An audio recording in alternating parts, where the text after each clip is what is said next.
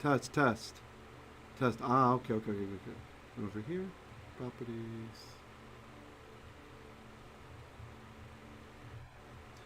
All right, can you hear me now? What in the world is going on over here? Let's see. Settings. Ah, desktop audio.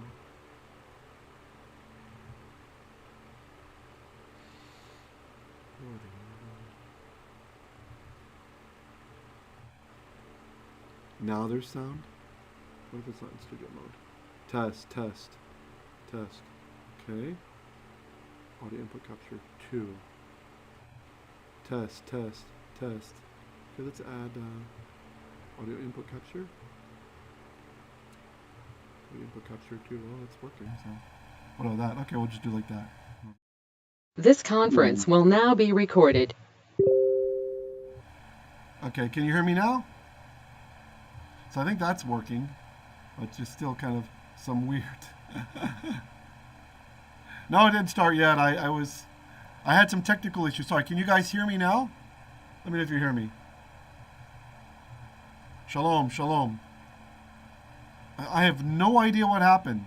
The microphone showed it was working, and then I started and. I don't know. Do you hear me now? Can you hear me? Let's see. Audio, audio. Check, check, check. Test, test. Do you hear me?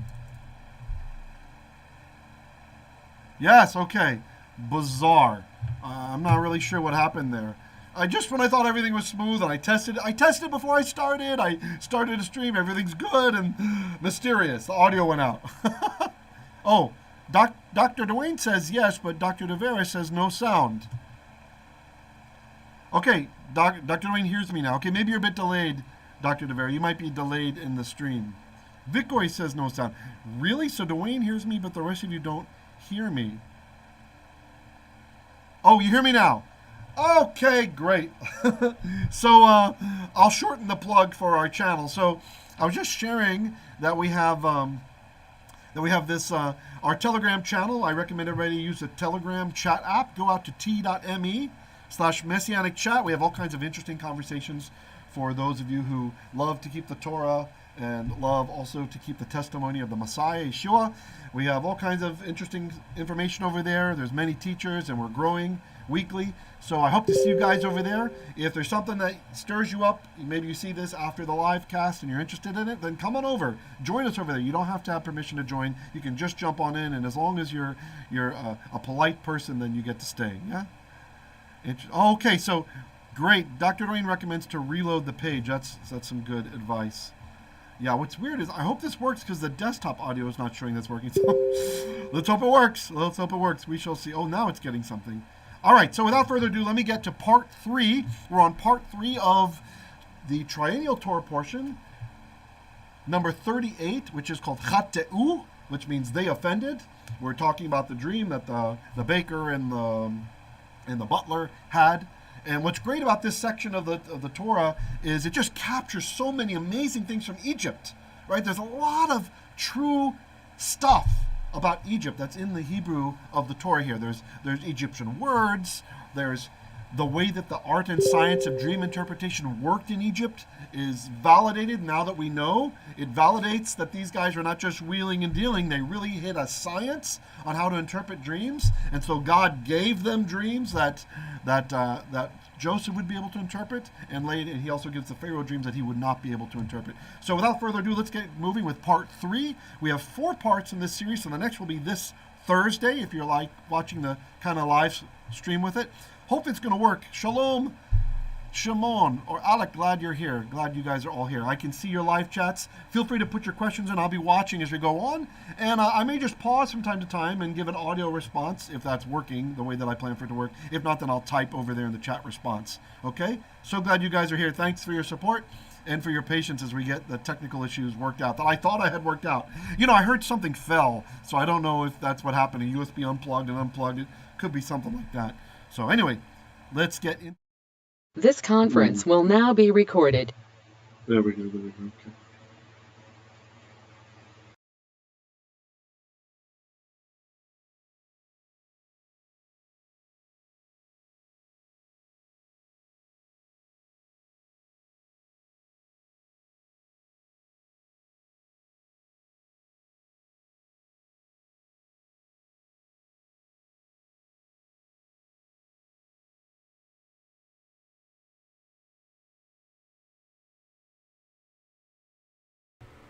All right.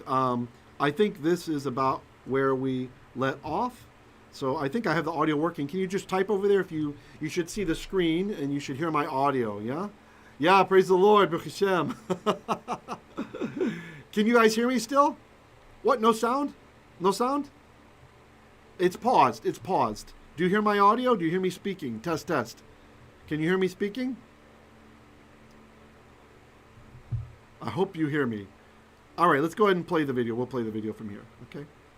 So, okay, great. United. Oh, that's very interesting that the British Orthodox Siddur said united. All right. Anavim. Great. Verse. Oh, by the way, I want to see this one that I have here. Hiv Shilu here. That's marked. I want to point out something about this. So there's a group, I can't remember who they are. It's a Hebrew Roots group. You know, the guy's pretty charismatic. He means well. It's got the number 9 in their name, I think, like 919 Ministries or 99. I don't know. Maybe somebody can help me in the chat what it's called. Anyway, these guys, oftentimes they just make terrible mistakes because they don't understand the sages, you know, and they'll pick and choose something and they'll put it up there and see, this shows that we can eat this way or this shows that we can do that, right? You know, and they're dealing with some kind of way about eating meat. I can't remember what it was. Was it about the meat and milk?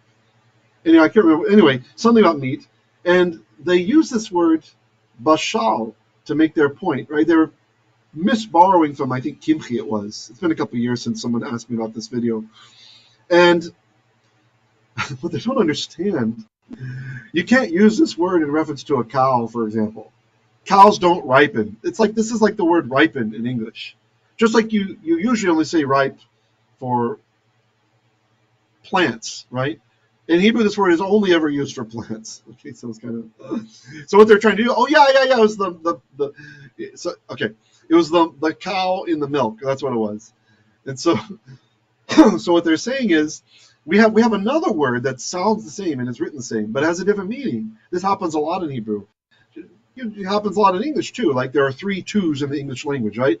To, meaning the dative, like towards the, like I gave a gift to him. And then there's to, meaning the number 2, right? And then there's to, T-O-O, meaning also, right? And they all mean different things. They sound the same. Same thing with this. This word that they're looking at, they were looking at the word that means to boil, right? And so, but then they were interpreting it to mean to ripen, right? Like, you know, that, like to become old enough that you could eat it, right? So just... yeah, wrong. Well, I'm going to check the chat, see if anybody knew who that group was. Oh, yeah, 119 Ministries. Thank you, Maravek. Yeah, that's right. 119 Ministries. Yeah, careful with those guys. They know enough Hebrew to be dangerous, but not enough to really know what they're talking about, you know. And they'll just attack the sages, and they, like I said, the spirit seems okay. Like they seem like a nice guy over there. It's just they shouldn't be teaching. They should be studying right now. So, okay, verse 11. V'chos paro biadi, and the cup of Pharaoh was in my yad. Right? See the e at the end? That's mine. In my yad. Va'ekach et ha'anavim. So I took the grapes. This is his dream. Va'eschat, and I squeezed otam them el kos paro, into Pharaoh's cup. Va'itenet hakos, and I gave the cup al kaf, into the kaf. We don't really have a word for this in English. It's this part of the hand, right? The closest we have is like palm, or like on the foot, the sole of the foot is closer, right? But in Hebrew, the kaf, it's this part all the way up here. It's the inside of the fingers and the inside of the hand, you see? In fact, the Hebrew letter kaf, it kind of reminds you of what a kaf is, right? That's a kaf, and so this inside part is the kaf. Into the kaf of paro, right? I'll just say palm. That's an approximation. And this word kaf is interesting. It seems that in the Bible, it's understood that a person's iniquity somehow is stored in their kapayim, of their hands and of their feet, the bottom part of their feet, right? You remember when we read in the Nach about Jezebel, right? Who was a foreign wife of Achav, and she's very, very wicked, right? She had people murdered so he could have the vineyard and all this stuff, right? Which is interesting. We're talking about vineyards here, wine, and now we have kaf. I wonder if this is an interesting Gezerah Shava to that story over there. Maybe that's why it's in mine now. But we're told that the dogs ate her, but they did not eat this part of her hands or that part of her feet. They left it. They didn't want to eat that nastiness. Yeah, where all of the avon, the guilt, the collection of intentional sin is avon, and the product of intentional sin is also avon, right? So context tells you. We talk. Usually, it's translated iniquity in English, but who the heck knows what iniquity is compared to sin, right? It's a special kind of sin. Avon is a sin that you mean to do. You know that shrimp isn't kosher, but the relative gave it to you, and you're more concerned about offending the relative than you are about breaking God's laws. That's avon. You do it intentionally. You decided that person's more important than your Father in heaven, right? So you ate the shrimp. Okay. So let me see if there's any comments. I hope to get a monitor soon so I can have the monitor on the side, and that way I don't have to freeze the camera when I check on you guys' comments. Okay, Dr. Navarra says Echad is integral. I have to think about that, Doc. I'm not sure if it's used in that way. Integral. Oh, integrated, I think you mean, right? Integrated. Yeah. I could see where you could put that in context as integrated. Sure. Right. Integrated. Yeah, why not? Although integrated would usually be like one larger with something smaller, right? Yeah, interesting. Okay, good. Okay, going back to here. Now, Gersonides comments on the I took the grapes, pressed them into Pharaoh's cup. Grapes would never be pressed directly into anyone's cup. Least of all, Pharaoh's. Right, the seeds are going to get down in there and all that stuff, right? He pressed them with the intent that the drink would be poured into Pharaoh's cup. So he's saying that the butler, he's just giving a summary of the dream. He didn't think it was that important, the other parts, right? And then he filtered it, or maybe that part wasn't in the dream. Maybe the dream does have him putting directly in the cup, but he wouldn't do it this way in real life, right? This would be a dream element. Okay.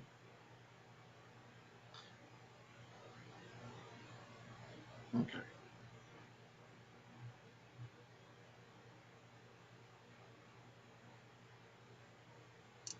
All right, verses 12 and 13.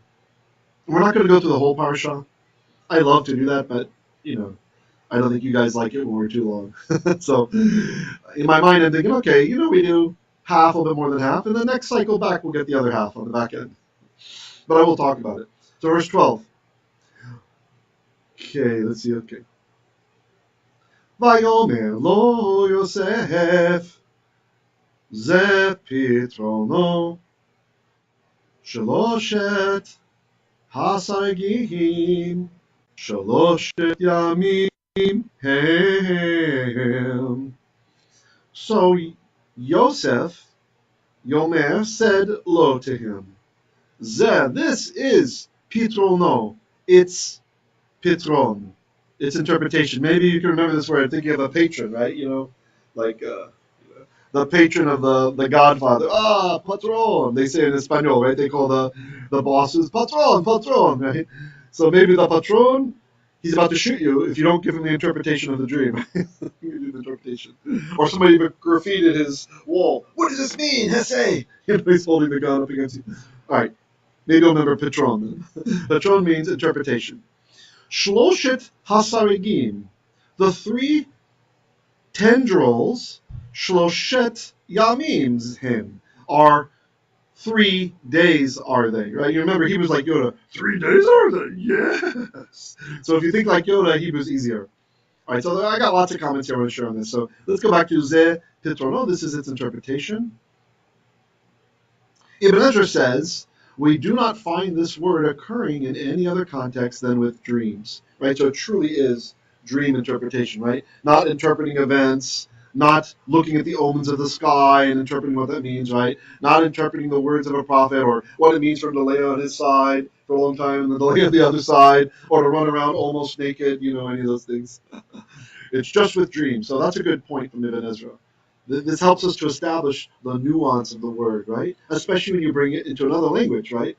Like, maybe somebody is a jerk to me, right? They don't show me proper derech erets. Like maybe I, I write them an email and ask them a question, and they see the email, and they just don't feel like answering it, right? So I might say, how should I interpret this? Is this guy just a jerk, right? Does he show no respect to other people? Does he think he's above somebody else, right? So I'm interpreting, but this word doesn't mean that. Ibn Ezra is making the point that it's only about interpreting dreams. Okay. In fact, like to interpret, to translate, that's that's that's actually where we get the word targum from. It's the interpretation of the Hebrew into Aramaic, right? Or another language. Okay? And now the next comment, based on the tendrils, the three branches are 3 days. Ibn Ezra goes on to say, some wonder how Yosef knew the three branches were 3 days and not 3 months or 3 years. Well, Pharaoh's birthday was coming up. And he has a comment on that in verse 20 coming up. But conceivably, the queen was pregnant, and Joseph knew that the birth of the future Pharaoh was imminent, though I think this is less plausible. So the birthday is what Ibn Ezra is basing this on. The birthday is coming up. He knows it's in 3 days, so he has this fact. He's armed with this fact that Pharaoh's birthday, which was a national holiday, is coming up because they thought he was a god. And so there you go. So I like that. That makes some sense. Actually, before I read the next one, let me just see if there's any comments. Alan Mullen asks, is iniquity habitual, continued, or repeated sinning? That's a good question, Alan. So it doesn't imply repetition or not. Right? It's a one-shot deal. Avon, iniquity, when you do it. There's a nice mnemonic that Elder Daniel said to me one time. We passed an Avon company, they make the makeup for ladies. And he says, oh, Avon. That's where it comes from. So that can help you to remember the word, right? It's nice to have these little funny associations, and then you'll remember the Hebrew word without much effort. Maybe I'll just go ahead and write this word out since there's some interest. So, avon,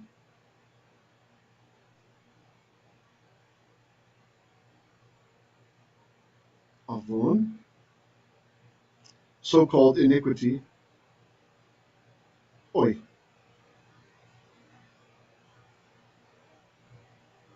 iniquity, right? This is really intentional sin, okay? Echaita is accidental sin, right? Like you didn't know better, or it was an accident, you just couldn't be helped. Avon is intentional, that's why it's very serious. This is more serious than a cheta, right? The worst sin is a pesha. Pesha is really like a rebellion, and many believe that part of the domain of pesha is violating one of the Ten Commandments, right? That's a pesha, right? They're so important, they're so up there, right?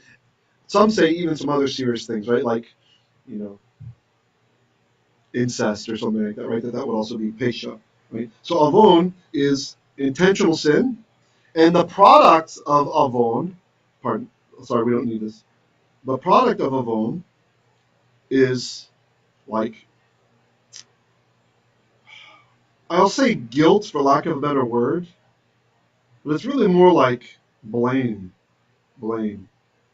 Like, you remember how, in the positive sense, I shared that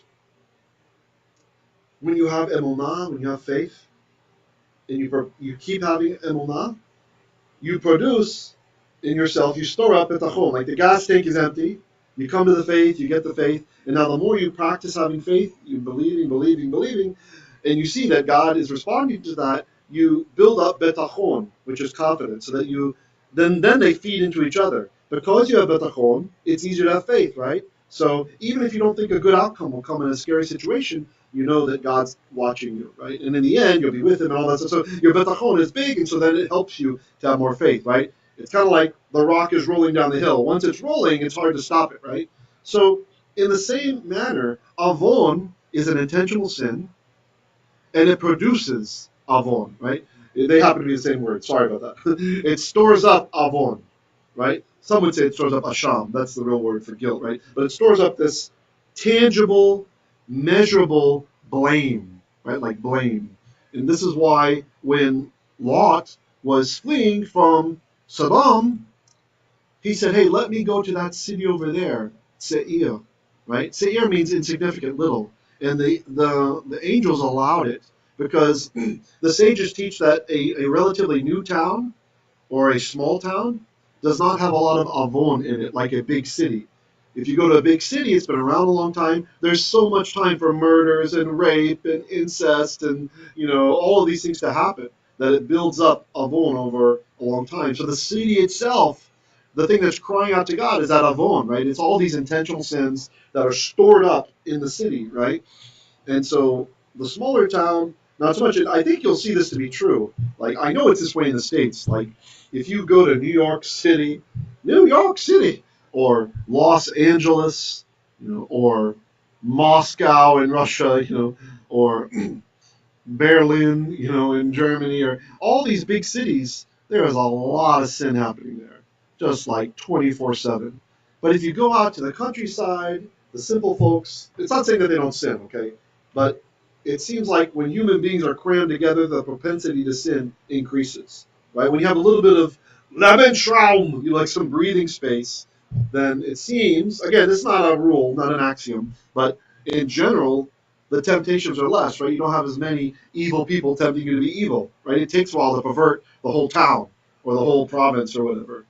So, I mean, there's still bad stuff, right? I'm told in the Philippines sometimes there's magic out in the provinces and stuff. So there's still, there's weird stuff in the states and provinces too, right? This is kind of more of a generalization. Okay. So did you guys understand that? What I was saying about avon? I just wanted to chime in there. It's it's both the action and it's also what is produced, right? So the idea is that when someone perpetrates avon, they are also storing up avon. You understand? But it's a slightly different meaning. So when they do avon, when they do some intentional sin, some intentional action that is avon, then after enough time, they are storing up in their gas tank blame. That avon is like blame, right? So the intentional sin produces blame for the person. And of course, this is what we hope is blotted out by HaKadosh Baruch Hu. And so it's interesting. But then even the context of avon can change. You can have avon like, you can have it, by the way, the video's paused, don't freak out.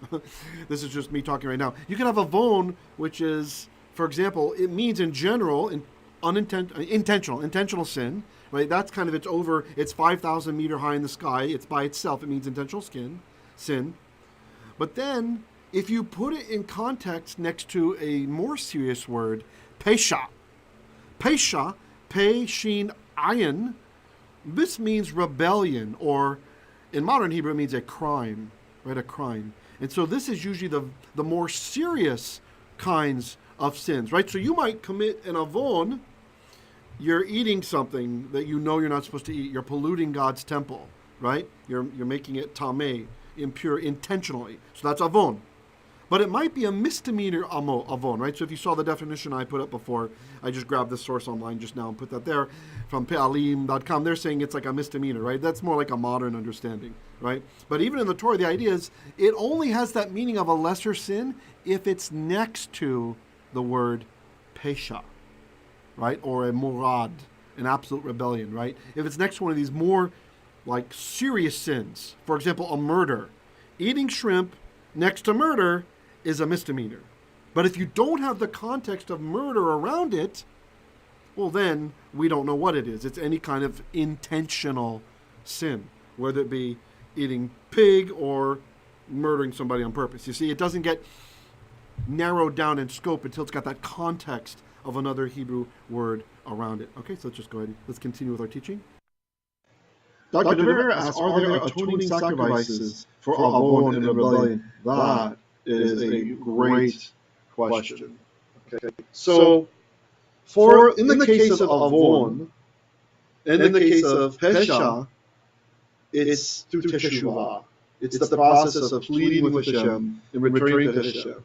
And some say that Yom Kippur did actually blot out even those sorts of things, right? But there's kind of a problem. Because when someone is to bring an offering, they're not supposed to be someone who's a criminal, meaning someone who's done pesha, right? And they're not supposed to be someone who's doing avon, right? And so it's almost like they were exempted from the normal sacrifices, right? Many commentators believe that chatat, the sacrifice for covering up sin, right? The purification offering was only for accidental sins. Right? So that's a really good question you're asking about. And so now, the way that you can push back on that is that the word cheta, sin, we've talked about this before. It has maybe been several months since I talked about this, but many words in biblical Hebrew, they have kind of two feelings to them, right? One is the high level, 5,000 meters in the sky. It's by itself. It has a certain meaning that way, right? So, for example, malacha, malacha,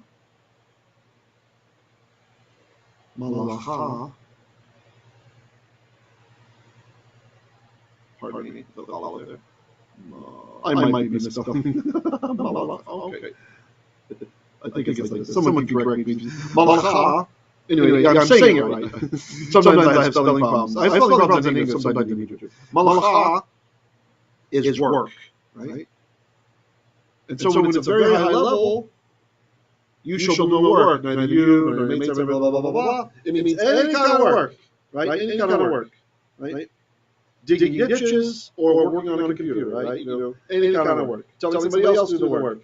All of that's forbidden, right? Okay? So sometimes we have that, and then, but if you bring it down to earth, and it's in the context of other words having to do with work, for example, we have avodah, can mean work. So that's like the digging ditches and stuff. And then malacha, the nuance is white collar work, right? So now it just means like sitting on the computer in the air conditioning, right? That kind of thing. So a lot of words, it depends on their context, what's surrounding them. Are they alone or are they with themselves? So the word for sin, cheta,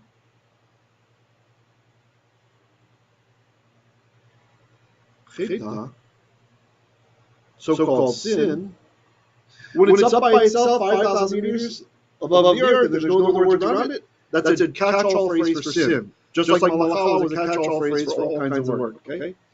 So, but when you bring it down and you're talking about other kinds of sin, specific kinds of sin, now it means accidental sin, right? So if I say avon and cheta and avara and pesha, right? If I'm doing these different kinds of sins, now it means accidental. Unintentional sins, really is a better way to say it. Unintentional. So it was either an accident or you didn't know, right? So really in understanding what the sin sacrifice, you could push back and say, we're saying a general term for all kinds of sins, right? Chatat being purifying from anything. But I think there's good enough evidence to say, no, this is really for unintentional sins. When someone is a rebel against God and they decide, they realize the errors of their ways and want to come back, that's a personal turnaround. They really have to make shuvah, they have to come to Hashem, and maybe Yom Kippur covered that, right? After they've already been back on the road of righteousness. Okay? It's a very, very good question. Okay, someone sends a private message. Let me see.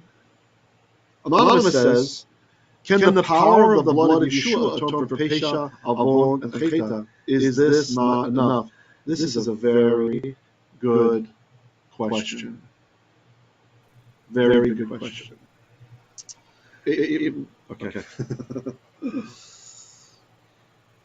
Go forth and sin no more, right? It's a bit mysterious to me because Yeshua is tied to, his sacrifice is tied to that, the metaphor that he is the Passover lamb, right? That he's a Passover lamb. And so if he's a Passover lamb, well, the Passover lamb was not for the atonement of sins, right? I mean, if we follow this logically out, right? The Passover lamb is more about relationship, right? So if we take this metaphor and extend it, then we could say, okay, Yeshua is the derech, he's the way back into proper relationship with God, right? And so in that case, we could say yes, right? In that he changes, when we accept his death and resurrection, it changes our way of looking at things. It really should make us softer, right? It should make us desire to sin less, especially intentional sins, because, well, you're making his offering cheap then, right? So did you get that concept, guys? That when, so the question, the person was asking, does Yeshua's offering cover all kinds of sin, right? Like all the different levels, the pesha, the intentional rebellion, as well as the chayta, the accidental sin. And this is a little bit controversial because, as I said, the key to it, what really matters is how that word chayta is being used. Is it in the context of unintentional sin, like by itself, or is it in the context of all kinds of sins in general being surrounded? And I think really the point of contention, by the way, you guys, I don't know if you can see my live video right now talking over my recorded video. This is an experiment, hope you can see. So really, hey, welcome, Garth. Glad you're here. I think that's Jem, right? Is that Jem? Yeah, so really what this is saying is, the real point is, do we then continue in these kinds of actions, right? Is someone who is truly saved, is that a person who continues in avon, in intentional sin? Is that a person who continues to do pesha, crimes against God, absolute rebellions, or merudim, pure rebellions? Is that the kind of person that we are if we've had the true transformative experience of being born from above, as the Greek says, as Yeshua teaches, to be born from above? I don't think so. I think really if we're born from above, we do not walk in these types of intentional sins. To intentionally sin should become anathema to us. It really, really should be a horror of an imagination for that to happen. The echo's intense now. Vicky says, okay, well, let me back out and just let the video play. Maybe we'll figure out later what's happening with that. Thanks for letting me know, guys.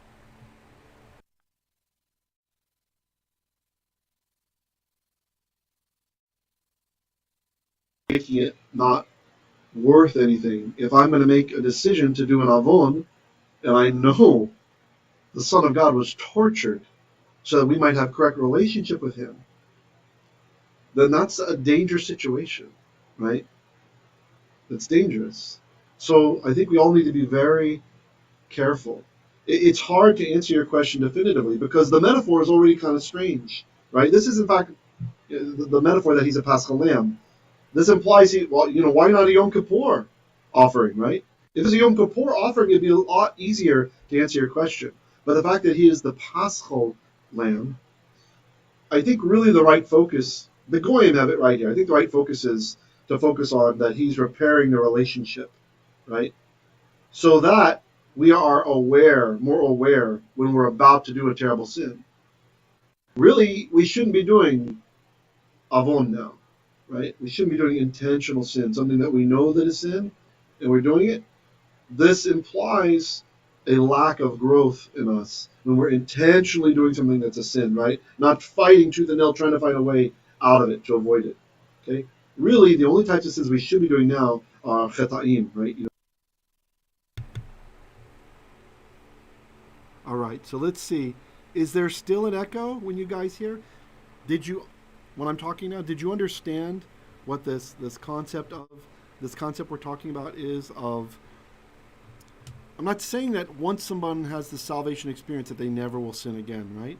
But we should completely be working out the transformation of our minds so that it is not something that we are willing to walk in. It's not something we are willing to continue doing.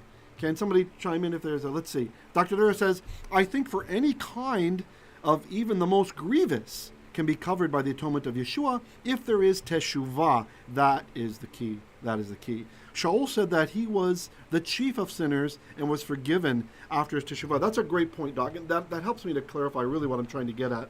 Look, if we interpret amartia, the Greek, which means to miss the mark, which is the equivalent of the down-to-earth meaning of chayta in Hebrew, right? Which is an accidental sin, right? You took the shot, but you missed, right? You didn't mean to. You shot. You did the Hebrew verb yara, to take a shot, which is where Torah comes from, right? So you took the shot and you missed. I think what happens is Rav Shaul, I think he knows that his audience understands, at least from the Jews they've been hanging around with, they should understand that when we make teshuvah, God has mercy on us, even before the atoning sacrifice of Messiah. when a person did a sin and they were aware of their sin, that's the key. They were aware of their sin, and it's a person who loved God before the death of the Messiah, they would bring an offering. And really, it was mostly not about the offering, but it was about their heart, right? Making teshuvah. They were obeying God's commands, and they're returning to Him, and they're trying to fix the relationship, right? And so I think really oftentimes what the righteous people were concerned about was, well, what about the sins that I don't even know that I did? Right? What about those? How do those get made up for? And so I think there's a danger. Really what he's saying is, those accidental sins, don't worry. They're covered by the blood of Messiah, right? As well as sins that we make teshuvah for. The idea is that if you accidentally sinned, chances are you're not even aware that you sinned, right? You're not even aware. Tet says she thinks the audio is better now. Cool. I think I muted desktop audio, so that might have fixed it. Just a note for myself and Dr. DeVere, if you're out there listening, if this ever happens to you. I mean, Dr. Dwayne. Too many doctors and PhDs. I'm getting confused. You guys understand? So I think the concern is that people understood that, of course, if you made teshuvah, God would forgive you, right? Those who draw near to me, I draw near to them. But the question that was lingering in the minds, even as David HaMelech writes in the Psalms, he says, Shugayot mi yavin, like errors. Who can understand? And what he means by that are sins that you don't even know that you did, right? Who can understand what's going to happen from those? And this is where we have this beautiful understanding that don't worry. This is where the blood of Messiah really kicks in. Because when you do a sin and you make teshuvah to Father, He forgives you for that, right? But what about the ones you didn't even know that you did? This is covered by the blood. And I think Dr. Vera is right. Even the others are covered as well, right? But you have the idea you have to make teshuvah. But how can you make teshuvah if you don't know that you did it, right? If you don't even know that this is something that you did. I think I know where the echo happened. Maybe. We'll get to it later. So if you don't even know it's something you did, then that's a problem. But that's where, don't worry. God understands, and He's going to look on the blood of Messiah for all those sins that you did not make teshuvah for because you didn't know that you did them. You see? I think that hammers it out nicely. And Dr. DeVere writes Romans 6-8 explains how we can have victory over sin. The tug to sin, right? The Yetzer Hara. Very good. Okay, let's continue with our teaching. Like unintentional sins. So I know I didn't fully answer your question because it's a deep question. We could explore this with an entire teaching sometime, right? And there are those messianics who say, nope, it's only unintentional sin. And they have a pretty strong argument. There's a strong argument to say that the actual death and accepting His sacrifice, it only covers our unintentional sins. Whether that's true or not, the benefit of looking at it this way is it protects us from the moral inculpability that many Gentile denominations espouse, right? Once saved, always saved, right? When you have that perspective that just accepting His death, that's it. You're covered from now on until eternity. Do what you want, right? I mean, they don't say do what you want, but really that's the attitude, right? If you watch how people behave. So the benefit of adopting the position of some messianics that His death was only for... Hold on. So was the video playing without audio now for a moment? Sorry, I'm getting it figured out. I think what happened was I muted desktop audio, and that got rid of our echo when I'm talking now live. But I'm worried that maybe you weren't hearing the audio just now. It should be hitting you about now. So I'll wait for a second when you get to this. Were you hearing it? Because if not, I'll pull it back about a minute. Yeah. Sorry, this triennial portion number 38, I may just re-edit this whole guy and put it up again when we're done with it. Let me type it. Did you... let's see what happens here. Is the video without audio for a bit now? Let's see. We'll see what's hitting you guys now, if you're seeing that or not. Or maybe I'll just let it go. We'll just let it go rather than risking repeating something. Unintentional sins. And then the rest, there's still working out, right? A resolution that's to be done with the Father, right? The benefit of that, I'm not saying it's true, but the benefit is it keeps us serious, I think, about our behavior, right?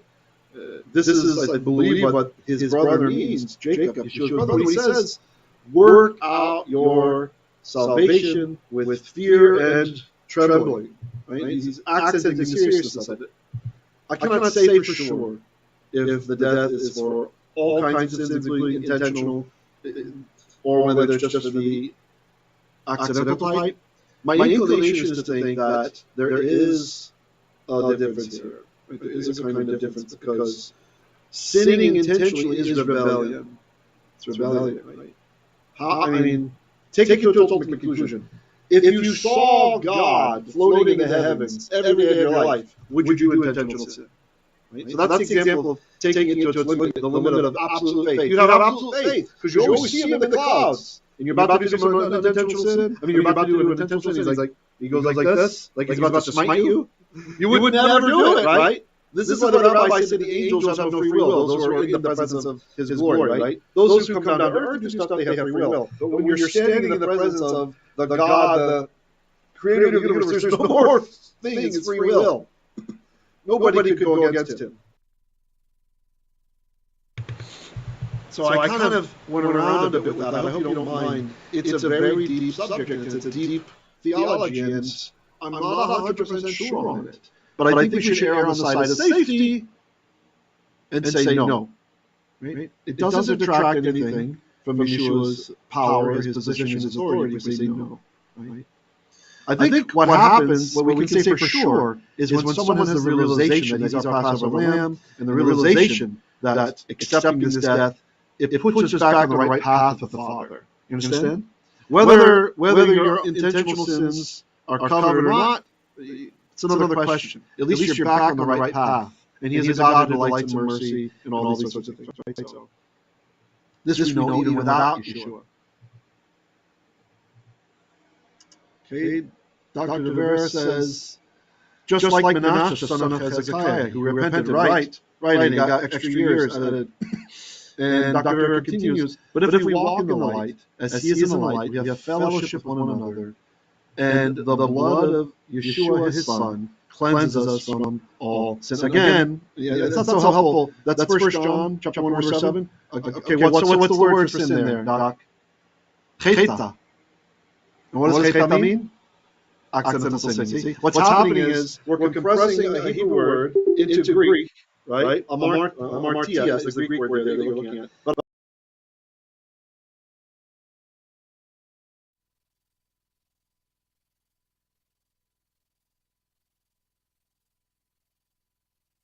Shalom. Shalom, can you guys hear me now? Okay, so we're having some technical issues, so I think it might be a good time to end the teaching there. I'm very sorry about that. Can you hear me now? Do you hear me at least now? Can you hear what I'm... Do you hear the words that are coming out of my mouth? Geez, that's too bad. It's too bad that happened. I'm a little perplexed why there was the echo at the end, because everything was back to normal. I think I'm just going to have to sit down and practice with the software, do some more test runs and see what's going on. We're not quite ready for prime time with me interacting with the replays, right? But hopefully I can get it figured out by Thursday. Do you hear me okay now? You see my webcam? Do you hear me okay? Okay. Well, hope you learned something. Sorry about the echoes. This is probably a good time to stop it for now. Guys, remember, we have the chat is not over. The discussion is not over. Come on over to t.me.messianicchat, and you can hear my teachings and the teachings of Dr. Dwayne Miller from Matzadi.com Learning Ministries, Education Ministries, and also from Roe Richard and Morey Mark. And we're going to be putting up some others over there soon, Bezrat Hashem. Yeah, so come on in. The water's fine. Shalom, shalom. You guys have a great evening.